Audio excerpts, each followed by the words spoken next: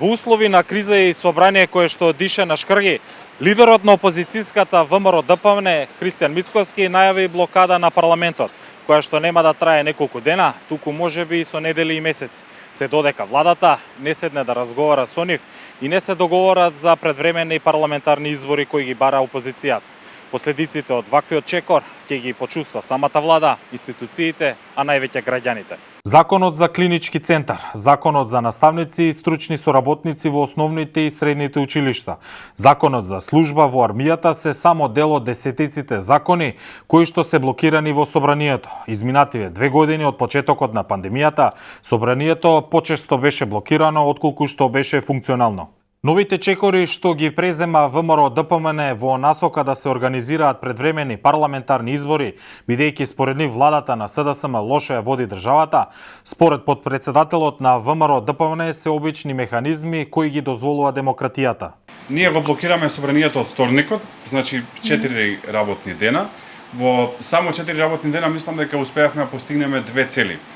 Прво, во собранието, освен што се усвои дневен ред за една седница, ни еден закон не е изгласан, а успеавме да спречиме едно многу штетно, така наречено автентично толкување со кое што требаше да се дозволи втор оператор за игри на среќа. И онака држава има проблем со коцкањето, условно кажано, замислете да се отвори и втор оператор во интерес на, еве ќе бидам директен, коалициониот партнер на СДСМ ДУИ. И второто што успеавме да го постигнеме е се крена јасноста и свесноста за ова што го прави ВМРО ДПМН. Јас се уште се надевам дека еве во текот на утрешниот ден ќе смогнат сили од власта, дека премиерот ќе се јави и ќе закаже лидерска средба на која што ќе разговараме за датум за предвремени избори за 4 тима во 4 клучни области: финансии, економија, образование и проблемите со Бугарија, и да ги составиме тие тимови, да договориме датум за предвремени избори и да ја вадиме државата од криза. Николовски, гостувајќи во централниот дневник на телевизија Сител, додаде дека доколку власта не свика лидерска средба во периодот што следи, опозицијата предводена од ВМРО ДПМН ќе ги радикализира блокадите. Тактиката на другата страна е само уништување. Затоа што не помагаат на општините, од причина што градоначалниците во најголем дел не се од СДСМ, не соработуваат со градоначалниците, а на крај проблемите се на сите граѓани. Од друга страна, Павле Богоевски, поранешен пратеник и граѓански активист, гостувајќи во утрински брифинг, коментирајќи ја стратегијата на активен бојкот на собранието од страна на опозицијската ВМРО ДПМН, истакна дека тоа ќе предизвика целосна блокада на државата и директна штета врз граѓаните.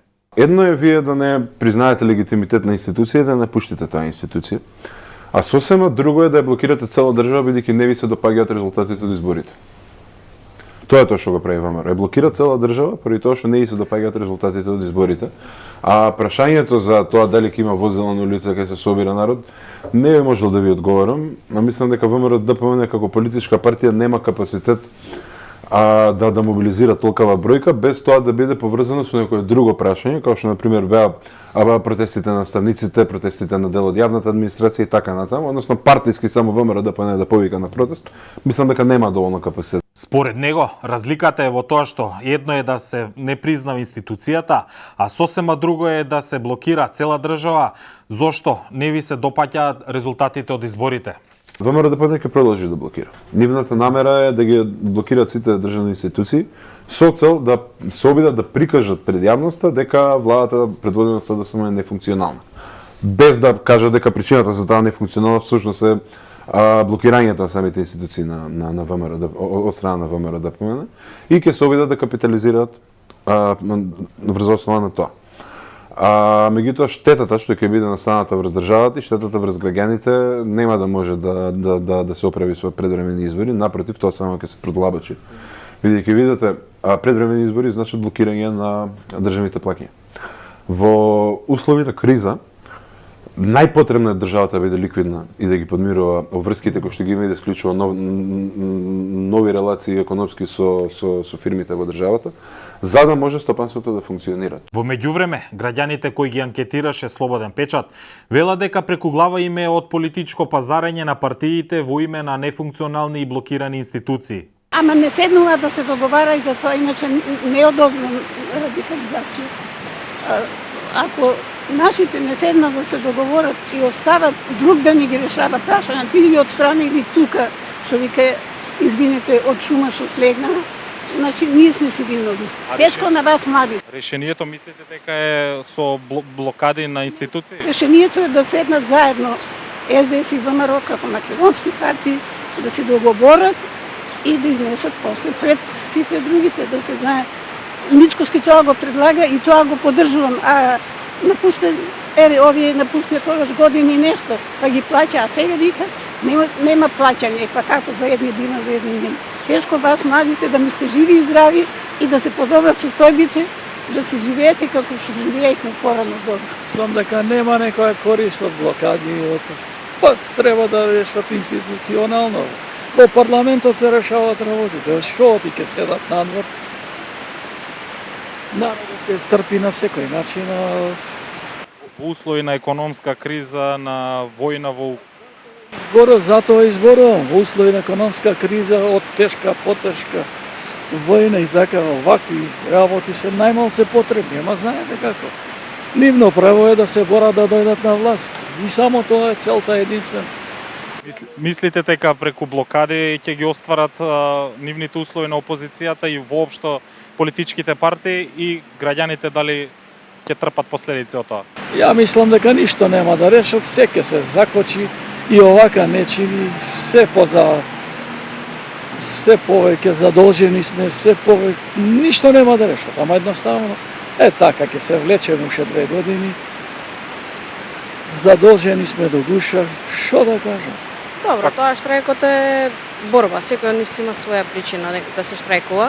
Лошо е што се е блокирано, па не може да се функционира, убаво е да се изнеде начин им да штрајкуваат, им работите да течат. Меѓутоа, со тоа што го слушаме, со право штрајкуваат, а за блокада на институциите, тоа на никого нема да му донесе ништо добро, мислам. Мислите дека со мерки.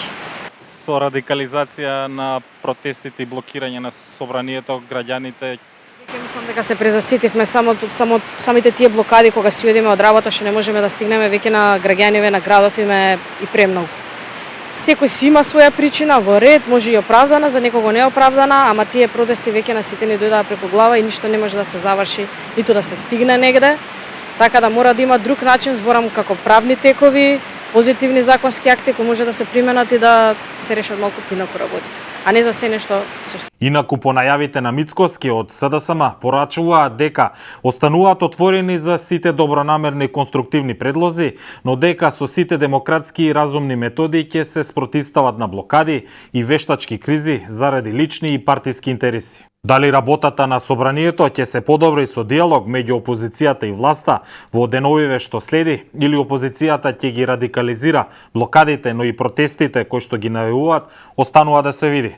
Она што е јасно и известно е дека граѓаните и државата повторно се ставаат во незавидна позиција со блокирање на работата на институциите и државниот апарат во услови кога земјата се соочува со висока инфлација, економска криза и решавање на круцијални прашања за одблокирање на евроинтегративниот процес.